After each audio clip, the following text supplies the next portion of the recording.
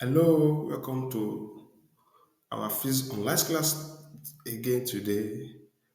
I want to believe you'll be enjoying this class all this while. If not, it's time to buckle up because physics is a very interesting topic. It's something you can see around you, it's something you can also play with under thorough supervision of a higher personnel. That is the only way through which you can enjoy physics. And again, if you don't feel your curiosity, physics will be boring to you. Now, today we'll be talking about current electricity. So let's move straight to the topic and see what we have for us today. Now, here are the objectives of today's lesson. Understand simple electric circuits, explain series and parallel resistor arrangement, then apply Ohm's law to show numerical problems. So, what is current electricity?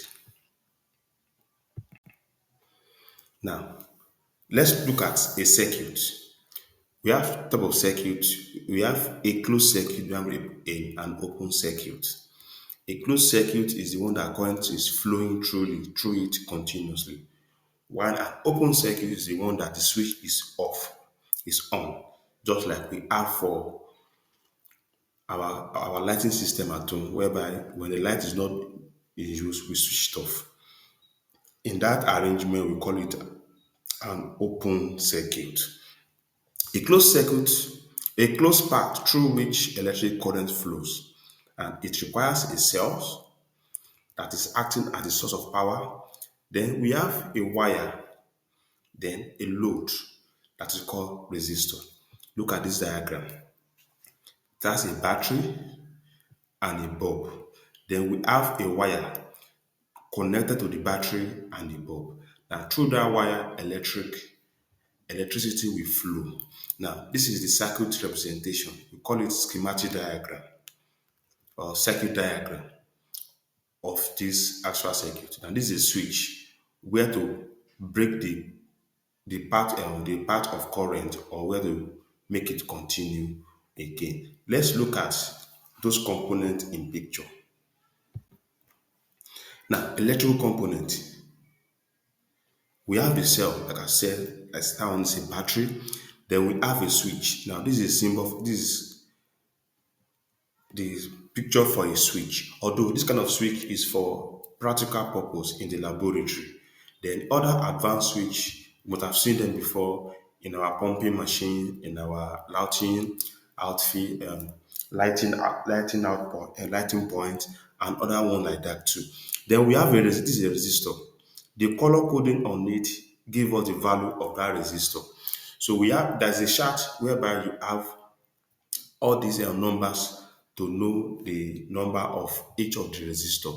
Although the technology has advanced more that we do, this color coding resistor is no more in use in especially in all these AI model circuit boards that we have today. Although there are some devices that make use of this color coding resistor.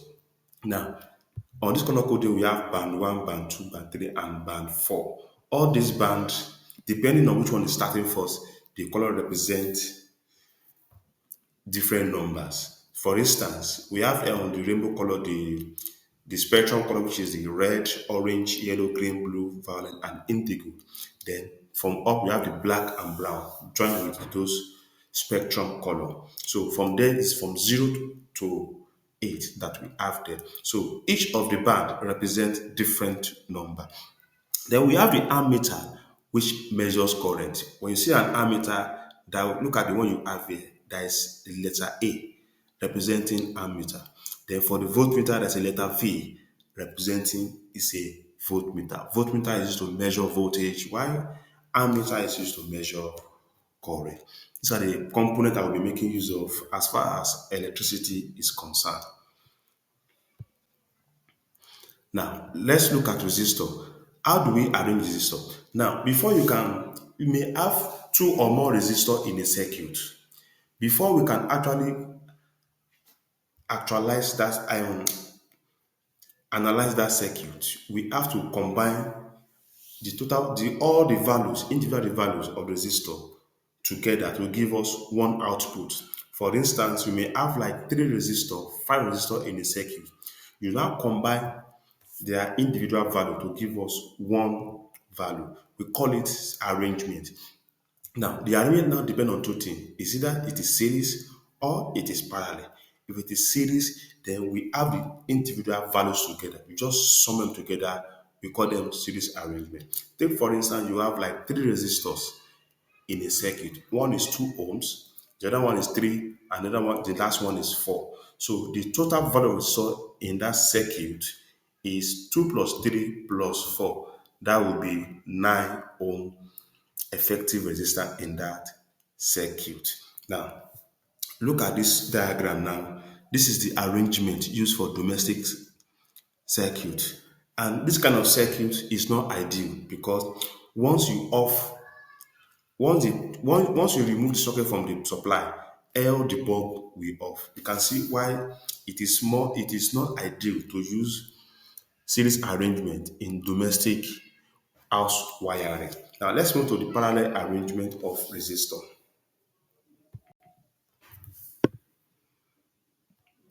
Now, this is the parallel arrangement of resistor. So again, to combine the number of resistors that we have in the circuit, we have to find their reciprocal. That is, the effective value of that resistance in that circuit is combined in this manner, unlike the one that you just have to sum everything up. So this one, you sum up their reciprocal together, then you find the inverse of everything at the end of the summation.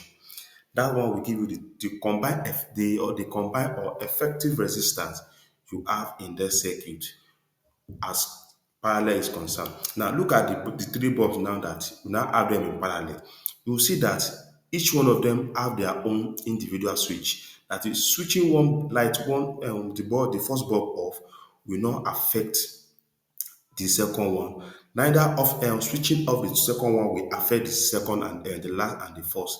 That is why it is more useful to have your lighting wiring in parallel arrangement. Let's move on. Now let's move to Ohm's law. Now look at that diagram very well. You will see that that diagram indicates people moving in an opening. When the opening was very wide, you can see people moving. They are moving conveniently, but now they have to sleep through before they can be able to move through. The same thing applies to Ohm's law. That is, the more the current, the more the flow of current for a particular conductor. You say at constant temperature, current is proportional to voltage. Mathematically, V is equals to IR. That R is a constant of proportionality that represents the resistor, the resistance of the resistor of the wire, because the wire is tend to pose some kind of opposition to the flow of current. But when you have more current, more voltage, the current will still flow.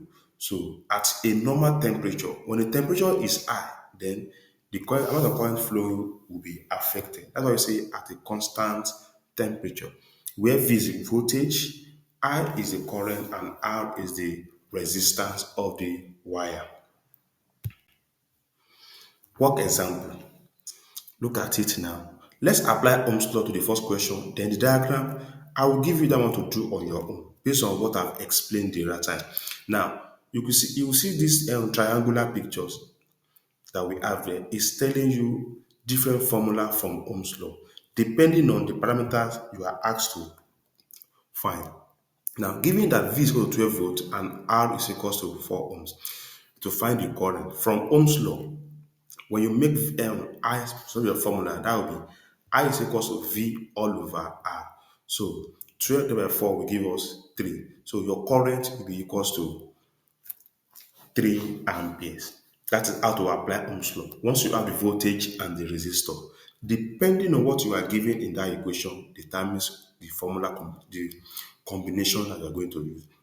Now, look at the circuit diagram on the right hand side. The voltage is not given, likewise the current. But one thing we can find here is to find the effective resistance of this circuit. If I should ask you now, what will be the effective resistance of this circuit? But before you tell me that, what kind of arrangement is this? Is this series or parallel? Correct, that is series. So once it is series, then you can now add them together. So what is the total voltage, the total resistance now? 60, correct, because R1 plus R2 plus R3. R1 is 30, R2 is 15, R3 is 15. So that will be 30 plus 15 plus 15 equals to 60. And again, don't forget the unit. R is equals to what? 60 ohms. Let's move on. Now, this is a particular one to test your knowledge on what you have explained so far. We have two resistors, 6 ohm and 3 ohms, connected in parallel. You have to find the total resistance. We call it total resistance or effective resistance. Now, and now for you to test you again. This one is assignment that you will do. All these things, you can just document them in your notes, solve them at way. Then look for more questions to solve. And if you do that, you will be glad that you attend this class. All right, thank you for listening to today's episode of online class. I want to believe you have gained something. Please, you can go over with the video again, go over and over again to understand it. Once you have done that, lay your hand on any physics textbook to gain more insights on current electricity. From there, you will be able to see other components which may not have been mentioned here. Till I come your way again next time, please stay safe out there.